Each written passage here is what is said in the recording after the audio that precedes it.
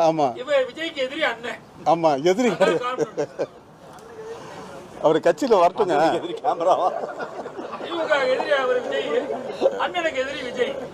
கண்டிப்பா அதான் எதிரினா அரசியல் ரீதியாக அதை மற்றபடி எதிரில ஒன்றும் கிடையாது.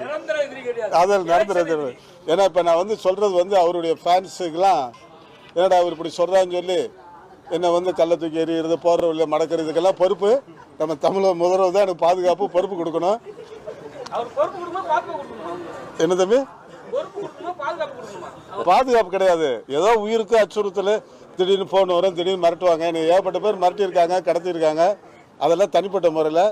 இப்போ நான் வந்து அவர் ஒரு கட்சி தலைவர், அவரை ஏற்று நான் பேட்டி கொடுக்குறேன். பாப்பா எதுனாலும் சந்திக்க தயாராக இருக்கிறேன். சார்